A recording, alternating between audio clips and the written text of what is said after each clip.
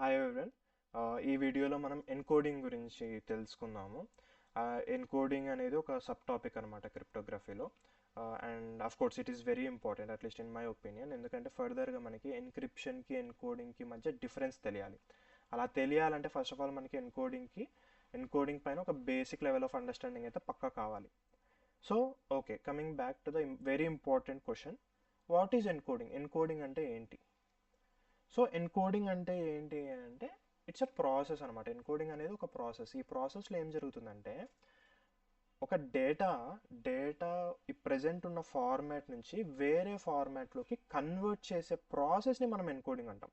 ఇప్పుడున్న కరెంట్ ఫార్మాట్ని మార్చి వేరే ఫార్మాట్లోకి కన్వర్ట్ చేస్తున్నటువంటి ప్రాసెస్ని మనం ఎన్కోడింగ్ అంటాం.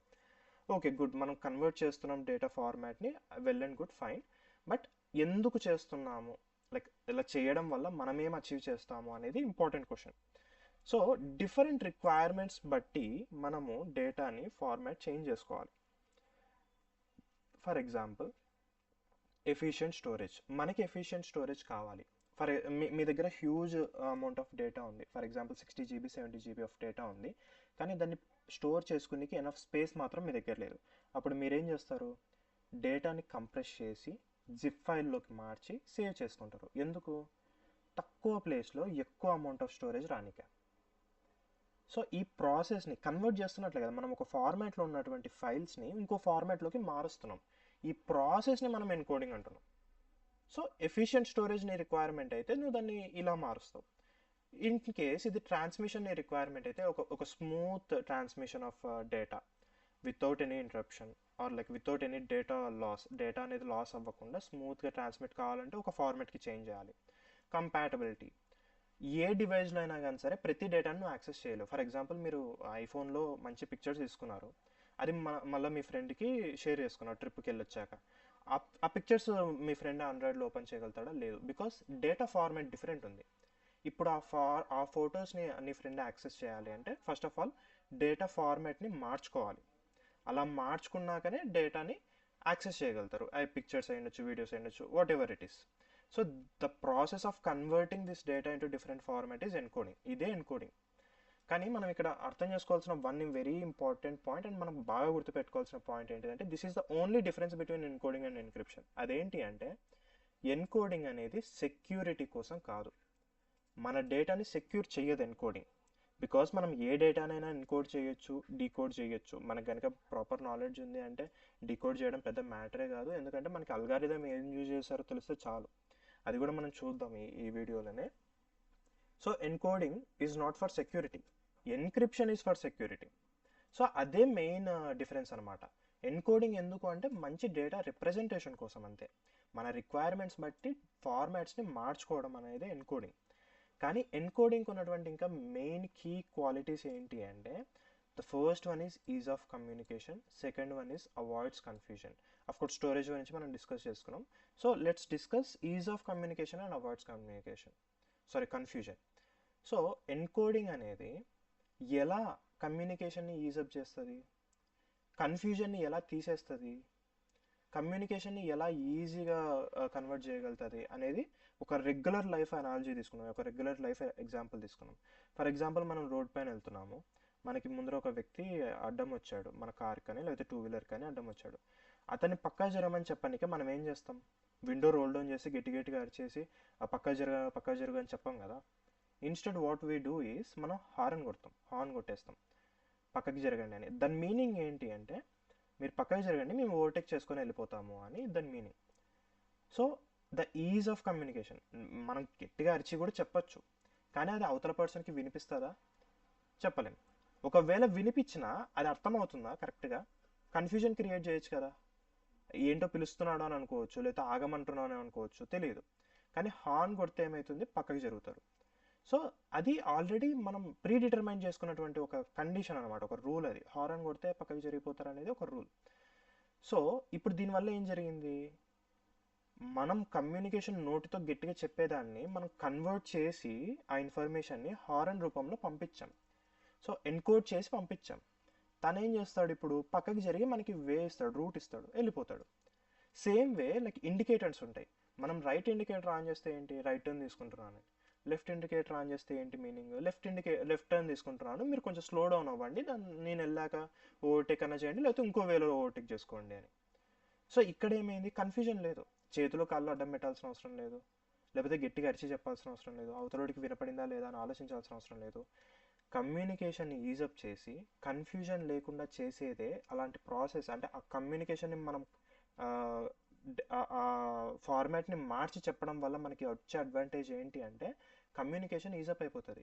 గట్టిగా అరిచి చెప్పకుండా ఆ ఇన్ఫర్మేషన్ని మీరు కన్వర్ట్ చేసి ఒక హారన్ ద్వారా, ఒక ఇండికేటర్ ద్వారా చెప్పారు format March.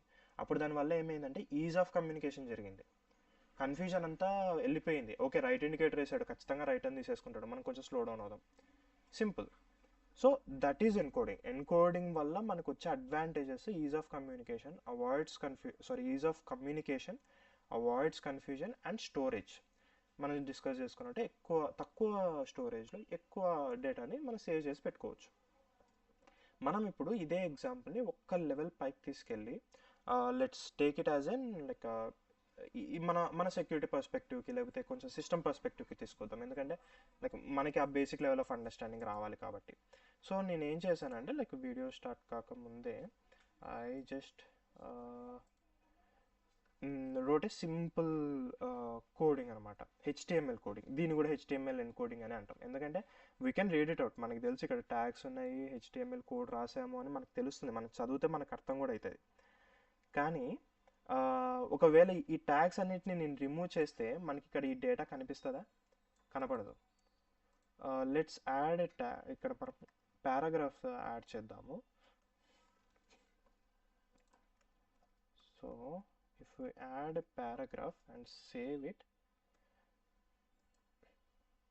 and refresh it, okay, ఇది డిఫాల్ట్ గానే పారాలా తీసుకున్నట్టుంది. Let's change it to the heading, h1 పెట్టేద్దాం, h1 and save it and refresh.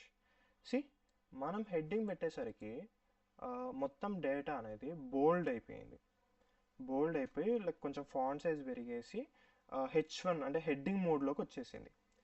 ఒకవేళ నేను ఈ ట్యాగ్స్ తీసేసాను అనుకోండి, లైక్ కంప్లీట్గా రిమూవ్ చేశాను అనుకోండి, ఇప్పుడు అది దానికి సిస్టమ్కి తెలుస్తుందా అది హెడ్డింగా పారాగ్రాఫా ఏంటి అనేది తెలుస్తుందా?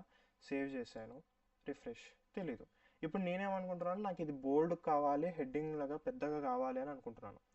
కానీ నేను ఇక్కడ ఏది మెన్షన్ చేయకపోయేసరికి సిస్టమ్ ఏమైంది, కన్ఫ్యూజ్ అయ్యి ఏది డిఫాల్ట్గా చూపించాలో డిఫాల్ట్గా చూపించేస్తుంది. Subscribe to data drip Telugu అని చెప్పి చూపించేస్తుంది. కానీ నాకు కావాల్సింది ఏంటిది, h1. అది నేను అక్కడ మెన్షన్ చేశానా, లేదు. సో ఎన్కోడింగ్కి ఉన్న స్పెషాలిటీ అది, ఇట్ అవాయిడ్స్ కన్ఫ్యూజన్. ఒక్కసారి కనుక నేను కోడ్ని క్లియర్గా రాస్తే, ఇక్కడ h1 అని నేను మెన్షన్ చేస్తే అది కమ్యూనికేషన్ చాలా ఈజప్ అవుతుంది అనమాట. సిస్టమ్కి ఇమాజిన్ చేసుకోవాల్సిన అవసరం ఉండదు, అజ్యూమ్ చేసుకోవాల్సిన అవసరం ఉండదు, ఎలాంటి కన్ఫ్యూజన్ లేదు. ఓకే, ఇక్కడ h1 పెట్టేశాడు, ఇది హెడ్డింగ్, రిఫ్రెష్, ఇది హెడ్డింగ్, మనకి బోల్డ్గా వస్తుంది and at the same time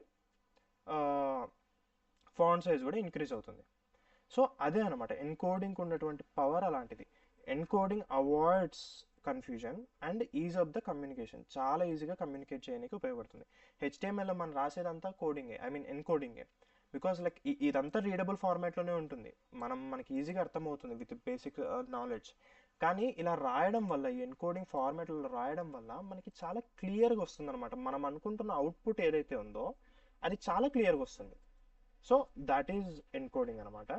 ఇది సిస్టమ్ లెవెల్ ఆఫ్ అండర్స్టాండింగ్ ఎన్కోడింగ్కి. మనకి కొన్ని కామన్ టైప్స్ ఆఫ్ ఎన్కోడింగ్స్ ఉన్నాయి, మనం వీటిని కూడా డిస్కస్ చేసుకుందాం. ఎందుకంటే ఎన్ని రకాల ఎన్కోడింగ్స్ ఉంటాయి అనేది మనం అన్నీ డిస్కస్ చేయలేకపోయినా కనీసం బేసిక్ అమౌంట్ ఆఫ్ ఎన్కోడింగ్స్ని డిస్కస్ చేసుకుందాం. Starting with base64 encoding. ఇది చాలా ఫేమస్ యాక్చువల్గా, చాలా రెగ్యులర్గా base64 అనేది వినిపిస్తూ ఉంటుంది. సో ఇదేం చేస్తుందంటే బైనరీ డేటాని రీడబుల్ క్యారెక్టర్స్గా మారుస్తుంది. ఇప్పుడు నేను ఒక ఎగ్జాంపుల్ కూడా రాశాను అనమాట. ఇక్కడ హెలో అని ఉంది. హెలోని కనుక మనం base64 ఎన్కోడింగ్ చేస్తే ఎలా కనిపిస్తుంది అంటే ఇలా HGV SPG8 అన్నట్లు కనిపిస్తుంది. ఇది ఈమెయిల్స్లో, ఇమేజ్ స్టోరేజ్లో అండ్ క్రిప్టోగ్రాఫిక్ ఫంక్షన్స్లో మనకి కనిపిస్తుంది. నా నేను వీడియో స్టార్టింగ్లో చెప్పాను కదా, ఎన్కోడింగ్ అనేది సెక్యూరిటీ పర్పస్ కాదు అని చెప్పా. అది ఎందుకు అనేది తెలుసుకుందాం. ఫర్ ఎగ్జాంపుల్ ఇప్పుడు నాకు ఇది హెలో అని తెలియదు, ఎస్జీవి ఈ సంథింగ్ ఈ కోడ్ ఉంది, ఇది మనకు తెలియదు, ఇది మనకి ఎన్కోడింగా లేకపోతే ఇంకోటా తెలియదు, అసలు దాని మీనింగ్ ఏంటి అని నాకు తెలియదు. కానీ నాకు ఒక బేసిక్ అండర్స్టాండింగ్ ఉంది, అది base64 ఏమో అన్న డౌట్ ఉంది. సో నేను నార్మల్గా బ్రౌజర్లోకి వెళ్ళేసి base64 ఎన్కోడర్ అండ్ డీకోడర్ కొట్టేస్తే ఇక్కడ మనకి చాలా ఎన్కోడర్స్ అండ్ డీకోడర్స్ కనిపిస్తాయి. ఒక దాంట్లో ఇక్కడ ఇన్పుట్లో నేను ఇది ఇచ్చేసి డీకోడ్ పెట్టేసి డీకోడ్ కొట్టా, సి హెలో, వెరీ సింపుల్. అదే అల్గారిథం తోటి అది రివర్స్ చేసేస్తుంది అండ్ మనకి హెలో అనే ఇన్ఫర్మేషన్ వస్తుంది. Let's try one more thing, encode చేద్దాం. ఇక్కడ subscribe to data drip Telugu అని చేశాను అండ్ దీన్ని ఎన్కోడ్ చేశాను. సో ఇక్కడ మనకి ఒక అవుట్పుట్ వచ్చింది, ఈ అవుట్పుట్ని నేను కాపీ చేశాను. ఇదే వెబ్సైట్లో నేను మళ్ళీ డీకోడ్ చేయను, let's use some other website అనమాట. ఇది కూడా base64 ఎన్కోడర్ అండ్ డీకోడరే.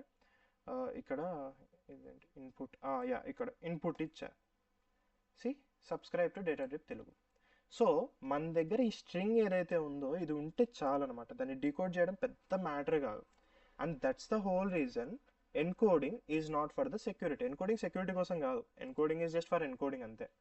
రిక్వైర్మెంట్ బట్టి ఎన్కోడ్ చేసుకుంటాం అంతే తప్ప దానివల్ల మనకి పెద్దగా వచ్చేదంటూ ఏమీ లేదు. It's not for the security, it is for the different requirements like storage కోసం, ఈజ్ ఆఫ్ కమ్యూనికేషన్ కోసం అలా. And we have second one Aashiqui అంటాం. దీని ఫుల్ ఫామ్ వచ్చేసి American standard code for information exchange. మనకి ఒక టేబుల్ ఉంటుంది అనమాట అమెరికన్ స్టాండర్డ్ కోడ్కి. ఈచ్ ఆల్ఫాబెట్కి ఒక పర్టికులర్ కోడ్ అనేది ఇచ్చింటారు, 65, బీకి 66, సికి 67 అని. So based on that alphabet, ఇప్పుడు ఫర్ ఎగ్జాంపుల్ నేను ఇంకో ఎగ్జాంపుల్ కూడా ఇచ్చాను, subscribe to data drip Telugu అని రాసా. ఇక్కడ ఫస్ట్ క్యాపిటల్ ఎస్ అని ఉంది కదా, దీనికి 83 అని కోడ్ ఉంటుంది ఆస్కీ టేబుల్లో. ఓకే, లెట్స్ మనం అది కూడా చూద్దాం, ఆస్కీ టేబుల్ చూద్దాం for a better clarity. Aashiqui table ఇదేదో ఉంది, ఓకే. సో ఇప్పుడు మీరు ఇక్కడ చూస్తే ఇక్కడ అన్ని క్యాపిటల్ ఆల్ఫాబెట్స్ ఉన్నాయి A to Z, అండ్ ఇక్కడ అన్ని స్మాల్ ఉన్నాయి. అండ్ అఫ్ కోర్స్ ఈ టేబుల్లో మనకి నంబర్స్ వేరేవి ఏంటివి ఇంక్లూడ్ అవ్వలేదు, కానీ నంబర్స్ కూడా సపరేట్ టేబుల్ ఉంటుంది. యాజ్ ఆఫ్ నో మనం కేవలం క్యాపిటల్ లెటర్స్ అండ్ స్మాల్ లెటర్స్ది చెక్ చేద్దాం, బికాస్ నా ఎగ్జాంపుల్లో subscribe to data drip Telugu అనేది కేవలం ఇదే. సో క్యాపిటల్ ఎస్ ఉంది, ఇక్కడ క్యాపిటల్ ఎస్ చూస్తే మనము 83, ఇక్కడ నా ఎగ్జాంపుల్లో కూడా 83 స్టార్టింగ్. నెక్స్ట్ ఇదేంటి, స్మాల్ యూ ఉంది. స్మాల్ యూలో ఏముంది, ఇక్కడ ఈ రైట్ సైడ్ టేబుల్లో 117 ఉంది. సో 117. అండ్ బీ చెక్ చేస్తే బీ కూడా అలానే ఉంటుంది, బీ 98. సో ఇక్కడ 98. సో ఈచ్ ఆల్ఫాబెట్కి ఉన్నటువంటి కోడ్ని అది లిటరల్గా తీసుకొచ్చి కాపీ పేస్ట్ చేసింది ఇక్కడ. And this is the same code. మనం ఇది కూడా డీకోడ్ చేయొచ్చు, లైక్ సింపుల్ ఇది కాపీ చేసి, మనకి ఇది ఆస్కీ టేబుల్ నుండి తీసినారన్న డౌట్ ఉందనుకోండి, జస్ట్ కాపీ చేసి ఇక్కడికి వెళ్ళేసి గూగుల్లో Aashiqui decoder maybe, yeah. So ఇదే మనము డీక్రిప్ట్ చేస్తే subscribe to data drip Telugu. So ఇది సెక్యూరిటీ పర్పస్ కాదు, again it's just for the communication, is of communication కానీ లైక్ లిటిల్ బిట్ అనమాట, లైక్ మార్ట్స్ కోడ్ లాంటిది అనమాట. మార్ట్స్ కోడ్ నాలెడ్జ్ ఉన్నవాడు మార్ట్స్ కోడ్ని డీకోడ్ చేయడం పెద్ద మ్యాటర్ ఏం కాదు. సో ఇట్స్ జస్ట్ ఎన్కోడింగ్ అంతే. అండ్ అగైన్ మనకి థర్డ్ది యూనికోడ్ అని ఉంది. యూనికోడ్ అంటే డిఫరెంట్ లాంగ్వేజెస్. ఫర్ ఎగ్జాంపుల్ ఇక్కడ హా ఉంది, హా అనే అక్షరానికి కోడ్ ఏంటంటే U+0939, you stands for Unicode. Unicode ఇలా అనమాట, డిఫరెంట్ లాంగ్వేజెస్కి డిఫరెంట్ కోడ్స్ ఉంటాయి. ఇక్కడ చైనీస్లో మనకు ఒక అక్షరం ఉంది, దీనికి ఒక కోడ్ ఉంది. మన తెలుగులో కూడా ప్రతి అక్షరానికి ఒక కోడ్ ఉంటుంది అనమాట. So when you enter some other language alphabets, ఏదైనా తెలుగు కానీ హిందీ కానీ ఇంగ్లీష్ కానీ ఇట్లా చేస్తే దానికి ఉన్న యూనిక్ కోడ్ ఎంటర్ అవుతుంది, కానీ సిస్టమ్ రీడ్ చేస్తుంది, కానీ లిటరల్గా దీనే రీడ్ చేయలేదు. అలా చేస్తే ఏమవుతుందంటే కన్ఫ్యూజన్స్ స్టార్ట్ అవుతాయి. ఎందుకంటే చాలా డిఫరెంట్ లాంగ్వేజెస్కి ఆల్ఫాబెట్ మీనింగ్స్ మారిపోతాయి కదా. హా అనేది హిందీలో ఒకటి మీనింగ్ రావచ్చు, కానీ వేరే లాంగ్వేజెస్లో హా అనే వర్డ్ కానీ ఆ సౌండ్ కానీ డిఫరెంట్ మీనింగ్ ఉండొచ్చు. అండ్ దట్స్ ద రీజన్ మనం హిందీలో టైప్ చేసేటప్పుడు ఈ కోడ్ తీసుకుంటుంది, సో దట్ మీనింగ్స్ మారిపోవు. కమ్యూనికేషన్ క్లారిటీ ఉంటుంది అండ్ కన్ఫ్యూజన్ ఉండదు. That's the power of Unicode. And finally we have URL encoding. URL ఎన్కోడింగ్లో కూడా మనం యూజువల్గా గూగుల్ సెర్చ్ చేసేటప్పుడు స్పేస్ ఇస్తాము and at the same time percentage ampersand వాడతాం కదా. సో స్పేస్ వాడినప్పుడు స్పేస్ని లిటరల్గా తీసుకోకుండా పర్సెంటేజ్ 20 తీసుకుంటుంది అండ్ అంపర్సెంట్ తీసుకున్నప్పుడు పర్సెంటేజ్ 26 అని తీసుకుంటుంది. మనం ఇది కూడా లైక్ ట్రై చేద్దాం ఒకసారి. సో ఇక్కడ నేను subscribe to data drip Telugu, మనం ఇక్కడ యూఆర్ఎల్ ఒకసారి చెక్ చేస్తే అండ్ యాంపర్సెంట్ కూడా మనం యాడ్ చేద్దాం. ఓకే, సో ఇప్పుడు యూఆర్ఎల్ చెక్ చేస్తే మనకి https ఇక్కడి వరకు మనకి బ్రౌజర్ యూఆర్ఎల్ ఉంది, ఇది సర్చ్ పారామీటర్ ఉంది, నైస్. ఇక్కడి వరకు ఇక్కడ నుండి చూడండి సబ్స్క్రైబ్ రాశాను నేను, దాని తర్వాత స్పేస్ ఇచ్చా, బట్ స్పేస్ బదులు ఏం తీసుకెళ్ళింది, పర్సెంటేజ్ 20 తీసుకెళ్ళింది. అండ్ టూ తర్వాత అలానే తీసుకెళ్ళింది, డేటా తర్వాత అలానే తీసుకెళ్ళింది, డ్రిప్ తెలుగు. బట్ లాస్ట్లో మనం యాడ్ చేసాం కదా, కానీ ఇక్కడ మాత్రం పర్సెంటేజ్ 26 తీసుకెళ్ళింది. ఎందుకు అంటే కన్ఫ్యూజన్ అనేది లేకుండా, సిస్టమ్ రీడ్ చేసేటప్పుడు కన్ఫ్యూజన్ లేకుండా ఎన్ని స్పేసెస్ ఉన్నాయి అనేది క్లారిటీగా కరెక్ట్గా తీసుకోవడానికి అలా చేస్తుంది అనమాట. దీనివల్ల ఏమవుతుంది అంటే కరెక్ట్ కీవర్డ్స్ని సెర్చ్ చేస్తుంది అండ్ కరెక్ట్ కీవర్డ్స్ రావడం వల్ల మనకి ఎలాంటి కన్ఫ్యూజన్ లేకుండా మనం ఎక్స్పెక్ట్ చేసినటువంటి సెర్చ్ రిజల్ట్సే వస్తాయి. బిలీవ్ మీ, యూఆర్ఎల్ ఎన్కోడింగ్ అనేది కూడా మనకి చాలా ఇంపార్టెంట్. యూఆర్ఎల్ని ఎలా మనం రీడ్ చేయాలో మనం తెలుసుకుంటే ఫ్యూచర్లో వన్స్ మనం ఇంకా డెప్త్కి వెళ్ళినప్పుడు పేలోడ్స్ ఎలా క్రియేట్ చేయాలి అలాంటివి చాలా ఈజీ అవుతాయి. సో యూఆర్ఎల్ ఎన్కోడింగ్ ఇలా వర్క్ అవుతుంది. సో ఫైనల్గా వర్డిక్ట్ ఏంటిదంటే ఈ ఎన్కోడింగ్స్ అన్నీ ఎందుకు యూజ్ అవుతాయంటే డేటాని కన్వర్ట్ చేసి డిఫరెంట్ ఫార్మాట్లో కమ్యూనికేషన్ ఈజప్ చేయడానికి, కన్ఫ్యూజన్ని అవాయిడ్ చేయడానికి, ఎఫిషియెంట్ స్టోరేజ్, ట్రాన్స్మిషన్ అండ్ కంపాటబిలిటీని ఇంకా బెటర్గా వర్క్ చేసేకి, ఎఫిషియెంట్గా వర్క్ చేసేకి హెల్ప్ అవుతుంది. So this is all about the encoding. But don't forget that encoding is not for security. Encoding is for ease of communication and avoids confusion. Ante simple. So thanks for watching the video. Please do like and subscribe my channel. Thank you.